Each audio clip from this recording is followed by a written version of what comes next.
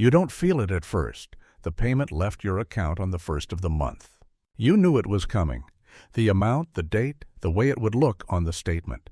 You'd been running the number in your head for months before closing, and then for several weeks after. The way you run something repeatedly until it stops feeling new. The newness is what you were waiting to lose. And when the payment finally left, when the actual number actually disappeared into the actual mortgage, it felt less dramatic than you expected. Nothing looked different. The house was the same house. The morning was the same morning. You checked the balance, confirmed what you already knew, and put the phone down. And yet, hello, I'm Lincoln, and most people think a mortgage changes their life all at once, but it doesn't. It changes you slowly, in moments so small that by the time you recognize what's happened, years have passed, and the change is already complete. The first few months are the months where nothing feels different. The payment leaves. The balance is what it should be. You've planned for this. The budget you ran before closing still holds. More or less, and the life you were living before the house continues to look like the life you're living now. The kitchen is nicer. The commute may be longer or shorter depending on where you landed. But the texture of Tuesday feels roughly the same. What's happening underneath Tuesday is harder to see. What's happening is that your relationship with uncertainty has started to shift. Not visibly. You couldn't point to the shift if someone asked. But the version of you that existed before the payment left is not exactly the version standing in the kitchen now. The difference is slight, and it will stay slight for a while. Then it will compound. A fixed point has been installed in your finances, not a temporary one, a permanent one. A number that will leave on the same date every month for 30 years, indifferent to everything else going on in your life. It doesn't know what quarter your company is having. It doesn't register the month when everything costs more than expected. And the budget is tight. It leaves. That's what it does. And the version of you that watches it leave, quietly, every month, reliably, starts to change. Not visibly, not consciously, but the presence of something permanent and irreducible begins to rewire how you orient toward everything else, slowly, in the way that consistent pressure rewires things. How long has the payment been leaving before you started thinking differently? Somewhere in the first year, you notice it. Not dramatically. You don't sit down one morning and think, I've changed. It's subtler than that.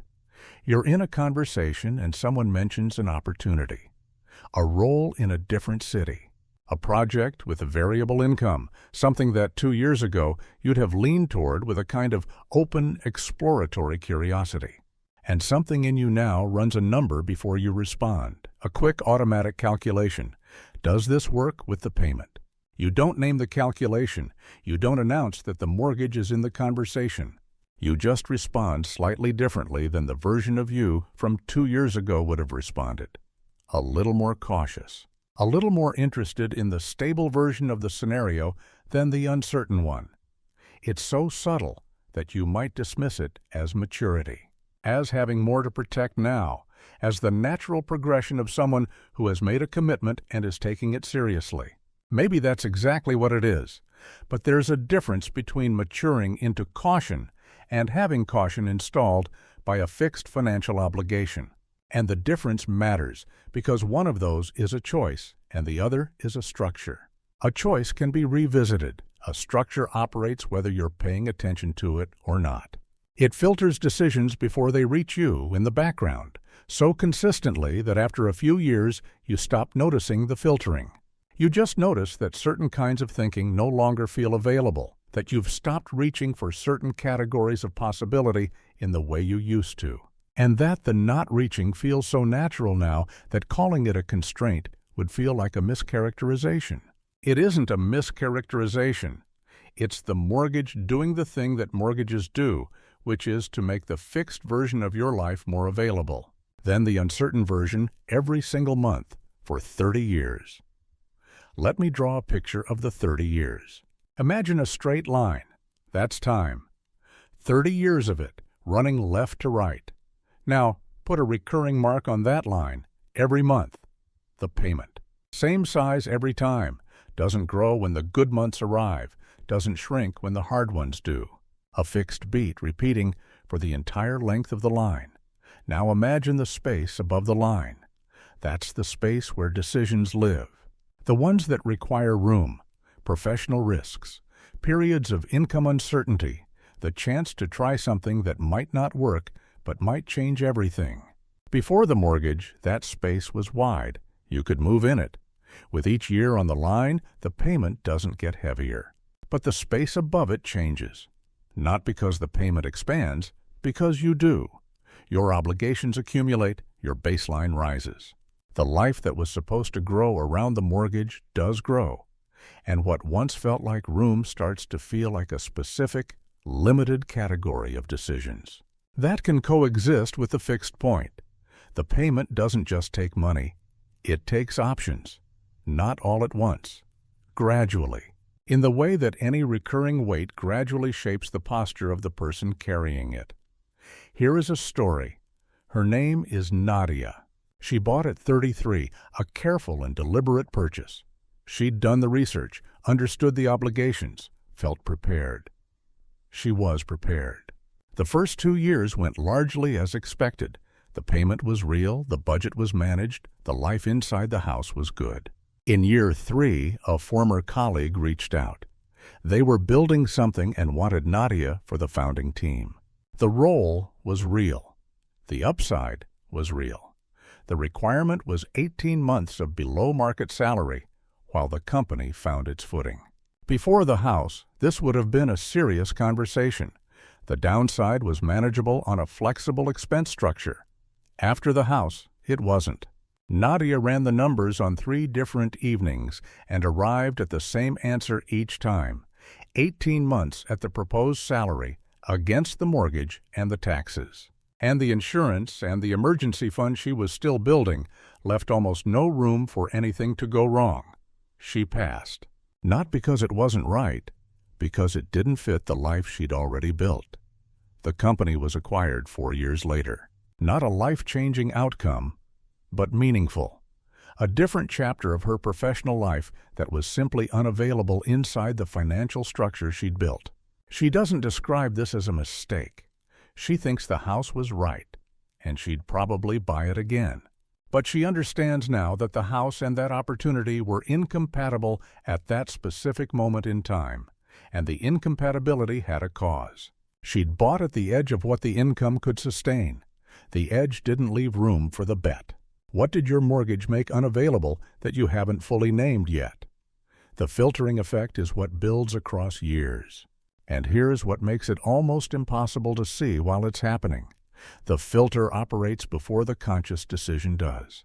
The opportunity arrives, the calculation runs, the answer comes back, and the answer has already incorporated the payment, the structure, the fixed point, before the conscious part of you has even decided whether you're interested. You are being filtered before you filter yourself. Not one decision, the aggregate of decisions, the pattern of what gets considered and what gets dismissed before it can be fully evaluated. The opportunities that arrive and get passed through the fixed point calculation before they're properly seen, and that fail the calculation not because they're bad, but because the payment is inflexible and the income can't accommodate the uncertainty. Each filtered decision looks reasonable. Each one has a justification that holds up under scrutiny. The timing isn't right. The income risk is real. The structure of your life doesn't accommodate a transition of this length. All of that can be true and also be a description of a constraint rather than a judgment. You don't say this to people who ask how things are going. You say things are good. The house is good. The career is fine. You've made it work. But privately, in the moments when you're honest with yourself, there's an awareness that the version of you from before the mortgage would have made some of these decisions differently, would have held some things longer before letting them go, would have said yes to some of the uncertainty that the current version of you can't quite afford to say yes to. You only think about this late at night. Now a different version.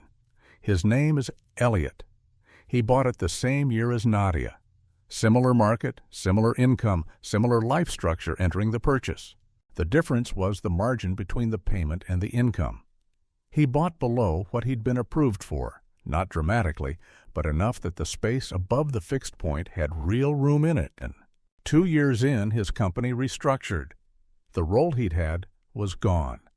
The new version of the job was less interesting, led nowhere he wanted to go. And the right response, the strategic response, the one that made sense for where he was heading, was to look seriously for something else. He looked. The looking took 8 months, 8 months of income uncertainty, of weighing options without urgency, of turning down 2 roles that would have been fine in favor of waiting for one that was genuinely good. The payment cleared every month. The house was held. The margin he'd preserved at closing was what made the 8 months possible. Not comfortable, but survivable without panic. He moved to the right role. It led somewhere. The house is still his. The decade that followed the restructuring looks, from the outside, like a decade of good professional decisions. From the inside, it looks like a decade made possible by a number he chose on the day he closed. The mortgage shaped both of their lives.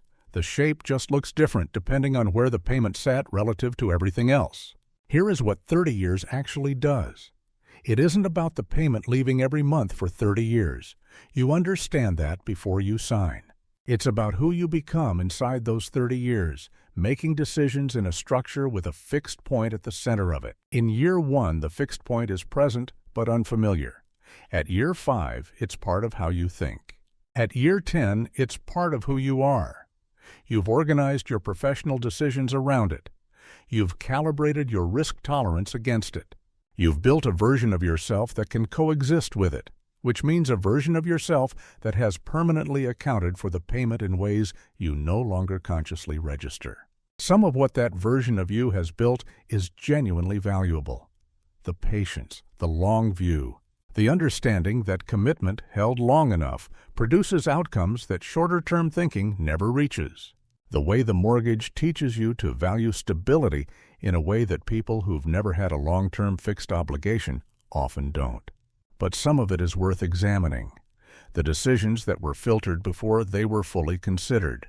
The version of your risk tolerance that didn't drop because you got wiser, but because the structure got heavier. The opportunities that passed through the fixed point calculation and didn't come out the other side, not because they were wrong, but because the margin wasn't there to hold them. The mortgage didn't force any of those decisions. You made them reasonably inside the structure the mortgage created. But reasonable decisions made consistently inside a constrained structure produce a life that reflects the constraint. And by the time that's visible, by the time you can see clearly how the structure shaped the decade is already the shape it is. 20 years from now, the mortgage will be 10 years from being paid off, or already paid. And you will look back at the decades inside it with the clarity that only distance provides. What will be visible from that distance is not the payment. The payment will barely be what you remember. What will be visible is the shape of the life that happened around it, the turns that were taken and the ones that weren't, the periods of genuine choice and the periods of managed constraint, the version of yourself who had room to move and the years when the room was narrow. And the question that will be worth asking from that distance is not whether the mortgage was the right decision. It probably was, by most of the measures that matter. The question is whether you understood while you were inside it that the payment wasn't just leaving money from your account. It was leaving options. Slowly, invisibly, in the specific way that recurring obligations shape the people who carry them over time across years. In moments too small to notice individually and too significant to ignore once you add them up. The mortgage didn't just shape your finances. It shaped the version of you that had to live inside it, the version that runs the calculation before the conversation ends. That reads the job description, pauses, and thinks about the payment before thinking about anything else. That has learned, over years of monthly payments, to value the certain version of things over the uncertain one in ways that feel like wisdom, and sometimes are. 30 years isn't behind you or ahead of you in the way a number on a calendar is. It's woven into the decisions you've made and the ones you'll make, into the person you've been since the first payment left. The question isn't whether any of this was worth it. The question is whether you've been aware of it. Whether the change has been examined or just lived. Whether the person you've been becoming inside the mortgage is the person you intended to become, or simply the person the structure made available. That's the only question that matters now, and it doesn't have a clean answer. The mortgage didn't trap you, it just made leaving expensive enough that you stopped trying.